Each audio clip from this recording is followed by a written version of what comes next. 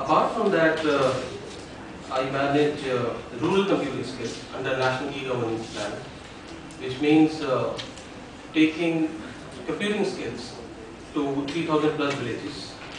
So I would have traveled across 1350 odd villages in India, right from south, west, partially east and north. So some experiences are going to be from there. And last, I own a school in a very remote location of UP, and I go there for teaching twice in a year, mainly standard 6 to 10, on computing skills, especially new trends in computing skills. So my major flow possibly will not be more on all streams of education, more on computing, and I've taken bits and bytes from my own learning and try to put in here. Now, what I would like to speak is what is happening in the employability scenario. When we go to industries and say this is the kind of people we are prepared, and then we speak to the kind of partners we work with, we see three things are rampantly coming to India, and it's very India specific. One is the demand and supply, not in terms of people and requirement, in terms of where is the demand coming from and where is it going to be resourced from. Because more and more skilled resources and more people, the kind of demand is coming, companies are going to be very, very profitable oriented. It means I would like to have more productive people, not because I want to be productive. I want to be productive because I want to be more profitable. The second is the resources. If my couple of resources can do multiple jobs, why do I need to hire more resources for who to do that job? So being profitable is going to be a big change in the employability scenario in this decade. The second thing I see is mechanics and computing. These are going to be integrated together. So it means all mechanical appliances of the world would actually integrate with computing skills or computing architecture of the world. And hence it means we have to be more productive. It means what could be done by 70 people can now be done by 30, 40 people. So if only those kind of people would be required who are skilled or who are up to the level of manage 30 people job is equal to 70 people manpower productivity. So in this next 10 years, you see a lot of focus not only in changing the computing architecture, but integrating mechanics. All mechanical appliances of the world would no longer require that kind of resources to manage them. And third is I have started noticing this. I'm sure you come from higher education, you have started noticing it, that all formal education, and majority of them in this 10 years, are going to see a sea change in the way they are teaching. It means there will be an assimilation of formal education with what we call skill-oriented education or vocational education. This comes from a majority, and the players who have started this a majority in Tamil Nadu and Karnataka. Because anyway in education, they are the pioneers in higher education, especially engineering education. And now it is catching up very fastly in Andhra Pradesh and Kerala.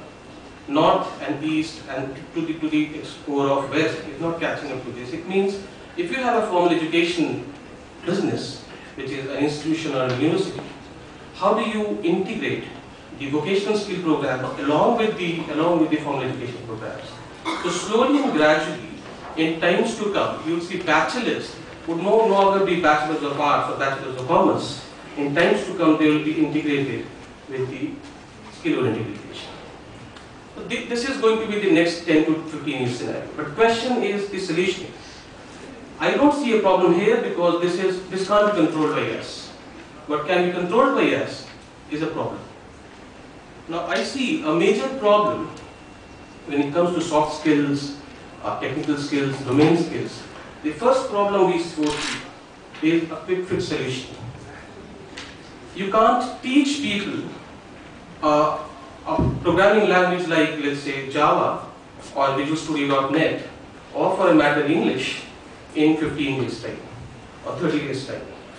Majority of the institutions, they get awakened in the last semester of their curriculum and say, hey, let's do something. Let's plan something for their students, and there's a quick fix solution. So, if you notice in IT industry, the graph is limited to 6 to 8 years. It means the 6 to 8 years, the IT industry of India will grow, not India, IT industry globally will grow, and then there will see a stagnant, and then will decline. So within those decline period, which happened in 2000, 2001, and 2007, 2008, next is going to be 2012, 2013, it means the students who join for a 4-year program, under this curriculum, under this sea change, would see a hardship if they don't incorporate skills which are required to the industry from semester 1. Now, majority of the people whom I speak to, they say, okay, they are being taught, but we need to still incorporate English speaking skills or communication skills or analytical skills in 30 days time. If you learn Java or English in 30 days time, you will get a pink slip in 15 days time. It's very clear. And I have personally seen this.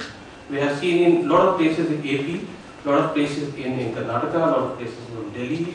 This is a prevalent situation. Every 6 to 8 years it happens. The second is lack of industry-specific info.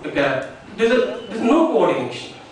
And when I'm saying, I'm making a general statement. There's no coordination. It means when the student is programming or a student is working on, let's say, mechanical study or chemical study, he doesn't know where I'm going to implement this. It is because the teachers who teach them, they themselves have not seen in practical manner. It means, and the industry people are very, they look at profitability, they would not like to mingle with the organizations, saying that, okay, let's go to the academy and teach those skills. What is the end result of whatever you're doing?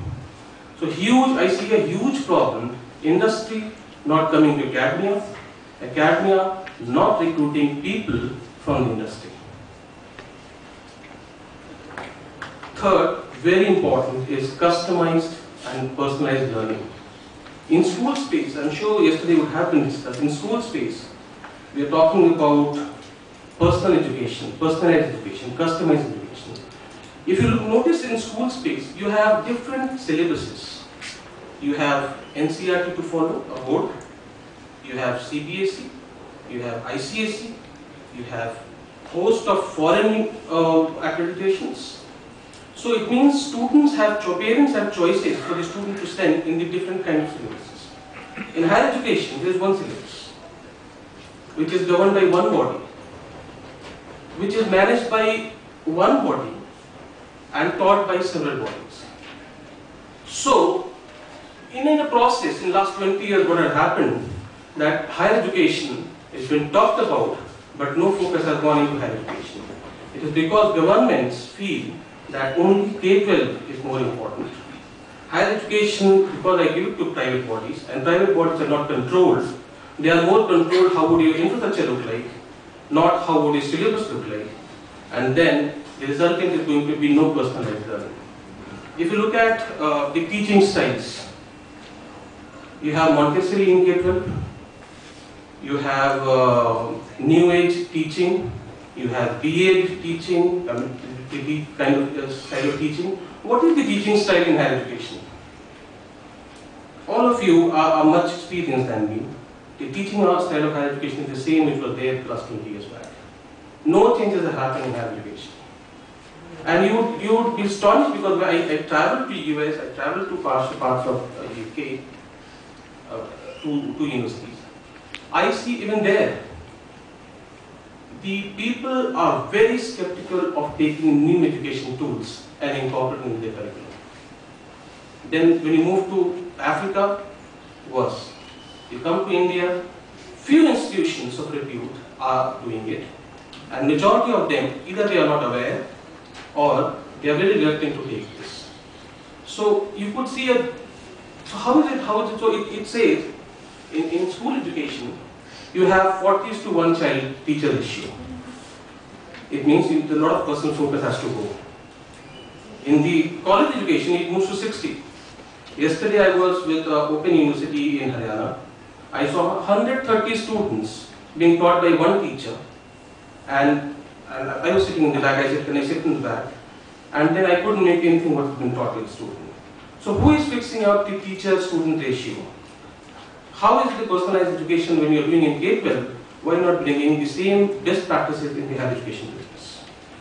And last, the issue, the problem I see, we don't use education technology tools. If we don't do, we have the largest institution set up in China. Close to 300 odd campuses and universities in China incorporate such tools. And they're far, far better than what I want to incorporate in Indian education scenario. They're very, very reluctant to use new ways of teaching and new education tools. If you have this kind of scenario in next 10 years or 15 years, and this kind of solution, believe me, we're not going to reach our miles. It is only going to be on paper and we're going to talk about it. If you have a big, large population which is educated but not skilled, they will not get jobs. And if they don't get jobs, you will see more people on streets demanding for jobs than people who are working for jobs. And if you demand for long, you don't get what you require, you know what will happen in next 10 to 15 years. So it's very, very important for all the stakeholders like the private bodies, the higher education, the institutions, the people, parents, students, all of them to awaken right now and make changes. Now, next set of slides is more of a sharing, because that's what I told. Rural business I go and school I go for teaching. These are the three things I'm going to talk about today: is information, collaboration, and corroboration. Now, the difference I notice when I go to rural places, even colleges which are not very near to Delhi, the difference between a good academia and a not so good academia. I don't want to use a bad academia or a bad student status here. I say not so good academia or not so good student is the difference between access to information and lack of information. The more and more you work on this, you find how are you getting the information to the student. The information can be guided information, unguided information. For example, if you put a teacher, the source of information, but it's a guided information.